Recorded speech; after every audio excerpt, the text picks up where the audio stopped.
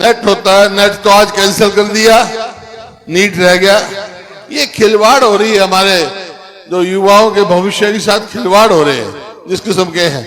हरियाणा में भी यही तमाशा हुआ, कभी सीईटी, कितने पेपर लीक, इस प्रकार से रोजगार योजना बना रखी है, कौशल रोजगार निगम, उसका कोई काम नहीं, ना तो मेरिट है उसमें, ना रिजर्वेशन है, ना और कोई बात है, ना उसकी पेंशन है, भ्रष्टाचार का अड्डा बना रखा है। हमने ठेकेदारी खत्म करी है, ठेकेदारी शुरू है, मैं इन बातों पे आऊंगा। तो आज तो सब पूरे देश में कांग्रेस पार्टी इस बात का कर रही है, जो नीट जो है इसके बारे में केंद्र सरकार अपना मुंह खोले और फैसला ले, भविष्य के साथ बच्चों के साथ खिलवाड़ ना करे। भाई बैठ जाओ एक मिनट। आज देखिए, एक मोर्चा तो तुमने मार लिया भाई, लोकसभा की सीट तो जीत गए, ई बगले मोर्चे की तैयारी कर लो, 3 महीने के बाद तो चुनाव है, ये कहने आया हूं ये। और वो कैसे होगी, हमारे अध्यक्ष जी ने बता दिया। 2 काम करने तुमने मोटे तौर पर, क्या? एक तो घर घर जाना है, आप ही लेके जाओगे ना, ये बताना है कि बस 10 साल में इस सरकार की क्या विफलताएं हैं, क्या किया इसने। अरे जो प्रदेश 2014 में जब हमने सरकार छोड़ी, प्रति व्यक्ति आय में, प्रति व्यक्ति निवेश में, खेल खिलाड़ी में, कानून व्यवस्था में, नौकरी देने में पूरे देश में नंबर 1 था। आज 10 साल के बाद हमारा हरियाणा कहां है, किस चीज में नंबर 1 है? आज हम हैं बेरोजगारी में, महंगाई में, और भाई जो अपराध कितनी तेजी से बढ़ रहे हैं, रोज फिरौतियां देख रहे हैं आप, माने जा रहे हैं। और खेल खिलाड़ियों की तो आप देख रहे हो, जो हमारी बेटियां जिन्होंने हरियाणा का नाम नहीं देश का नाम पूरी दुनिया में कमाया कुश्ती में, उनके साथ जंतर मंतर में क्या व्यवहार हुआ, आज तक उनको न्याय नहीं मिला। ये सरकार ऐसी है, ये बात घर घर तक ले जाने है। जैसे अध्यक्ष जी ने कहा, हमने तो 100 गज के प्लॉट दिए, इनने एक भी प्लॉट दिया। अब जो अब ये क्या करेंगे, इलेक्शन आ गया ना, जो मैं कहूंगा वो करने लग जाएंगे बस, और कुछ नहीं। तो इन्हें कोई ऐसा काम नहीं किया। तो ये आपको घर घर तक लेके जानी है बातें सारी बता दी। अब सवाल एक बात का है, इसमें कोई दो राय नहीं, जो हम कहते हैं वो करते हैं। जब आप जाओगे तो लोग ये भी पूछेंगे आपसे, भाई बात ठीक है, इनने तो कुछ करा नहीं, सारी सरकार बनेगी तो तुम क्या करोगे? तो भाई मैं बता के जा रहा हूं, 4-5 चीज कह रहा हूं, बाकी तो हमारा जो है घोषणा पत्र तैयार हो रहा है, वो तफसील में आ जाएगा। लेकिन मोटी मोटी बात बता रहा हूं आपको। भाई हमारी सरकार बनेगी तो पहला काम हम करेंगे, अपने बुजुर्गों की पेंशन 6,000 रुपए करेंगे।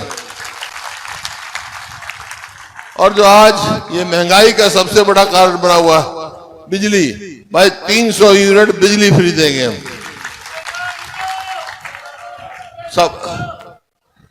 सब जो है। आजकल भाई गैस के चूल्हे पर रोटी पकाएं। 2014 में गैस के सिलेंडर की कीमत थी 400, अब हो गई 1200।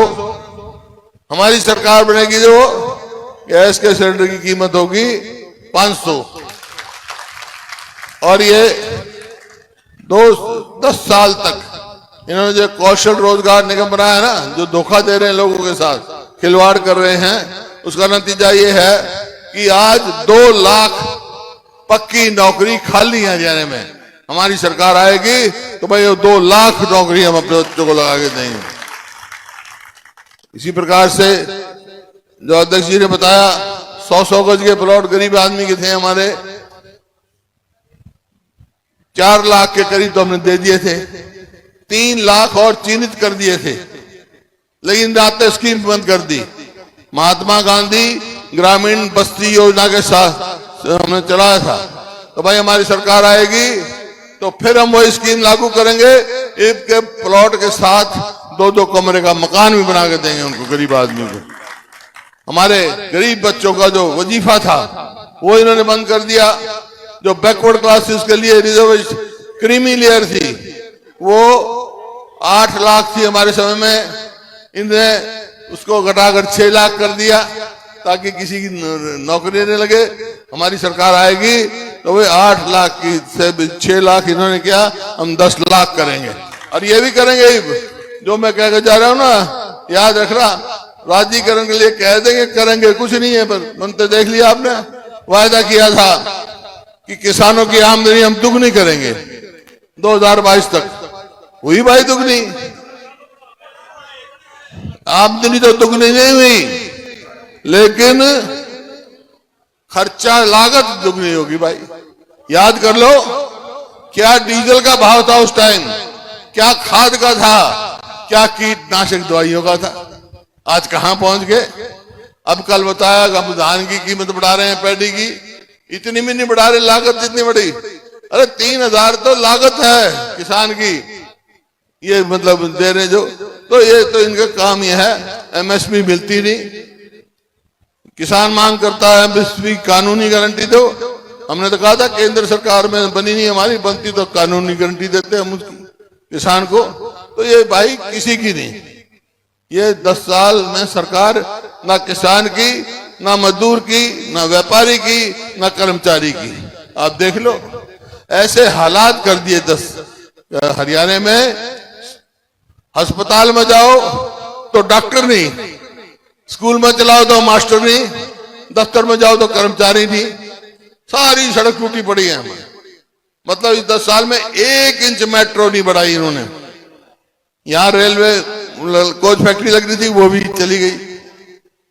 1 इंच रेलवे लाइन नहीं बनाई इन्होंने जो हमारे टाइम की, वो है कोई 1 यूनिट बिजली नहीं पैदा करी इन्होंने। कोई भी काम बता दो, कोई बड़ी यूनिवर्सिटी इन्होंने बनाई। सोनीपत में हम पूछ रहे हूं, आज आया हूं भाई, 10 साल में कोई यूनिवर्सिटी बनी यहां बड़ी? और हमारे टाइम में कितनी बनी थी और बन रही है? तो इस प्रकार से भाई इस तरह कुछ नहीं करा। तो ये बात आपको लेकर जानी है। जब हमारी सरकार बनी 2005 में, मेरे बच्चे इंजीनियरिंग करनी होती थी तो कर्नाटक या महाराष्ट्र जाते थे। आज एजुकेशन हब बना हुआ है हरियाणा, लेकिन इन्होंने उसको आगे नहीं लेके गए। हमारे बच्चों के भविष्य के बारे में कुछ नहीं सोचा इन्होंने। तो ये सोचती भाई मैं तो खास तौर पर निवेदन करने आया हूं। और भाई जहां तक बात है सभी साथियों का, मैं फिर से वो करता हूं। और भाई पंडित जी कुलदीप शर्मा जी ने क्या गलतफहमी फैल गई किसके? कोई अफवाह नहीं फैल सकती भाई। बात सुन ले पंडित जी, हमने तो जिसका हाथ पकड़ा छोड़ा नहीं, और तू छुड़ाना चाहोगा जब भी नहीं छोड़ूंगा तूने, समझ गया? ये तो हमारा नेता है भाई, हमारा नेता स्पीकर था, इतना था। पहली बार आप एमएलए में स्पीकर बने, बहुत अच्छा काम किया। तो ईसाई साथ चाहिए, हमने असेंबली में आपका साथ चाहिए हमारे को, समझा?